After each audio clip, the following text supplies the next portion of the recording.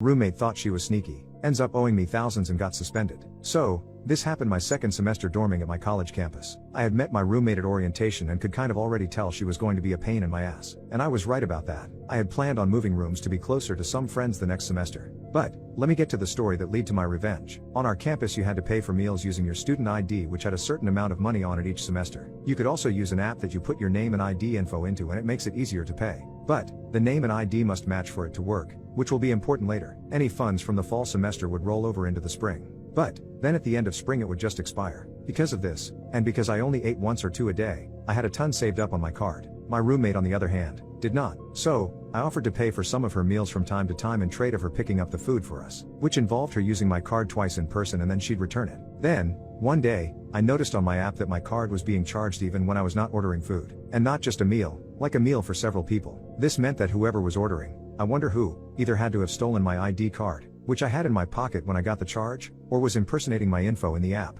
which are both big no-nos on my campus.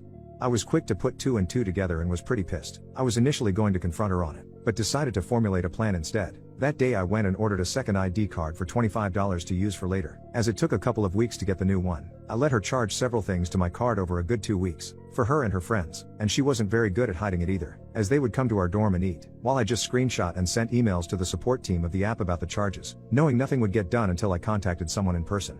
And one day it got even better, as you can buy groceries with the card off campus as well. She decided to pay for alcohol with my card, which doesn't get pinged as an issue on my card due to me being over 21, but she was only 19. Not sure how she got it, but it was just the thing to finally act on my plan. I put my best sad face on and contacted the head of campus living and head of my dorm about the charges on my account. I dropped some hints that it could be my roommate and mentioned I got a new ID and asked what I should do. I was told to order a new card and once I got it, to deactivate my current ID and use the new one for purchases now, making my old ID have a balance of $0 and also to ping if someone uses it to buy anything. They also told me they would be visiting my dorm to discuss the issue with my roommate. I accepted that and waited. They sent the confirmation email that they would be visiting and I just decided to add more fuel to the fire. My roommate was groaning about not having the funds for food in front of me in our dorm. I told her I really couldn't help her as I was running low on funds and she kind of just laughed it off and left the room to probably go use my old ID.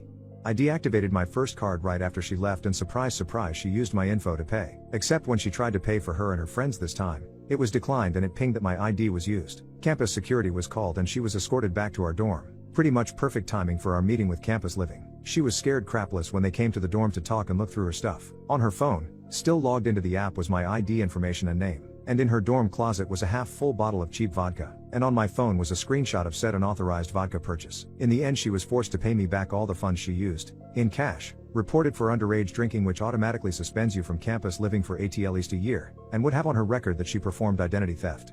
Which I also could have charged her for out of school. In the end, I got to have my own dorm for the remainder of that semester and even part of the semester after, because it wasn't put as an available room for new dormers. I did get all my money back, from her parents, who were so embarrassed and apologized profusely. And when she did eventually come back to campus no one wanted to dorm with her because they knew she had stolen her roommate's ID. I think in the end she rented off campus.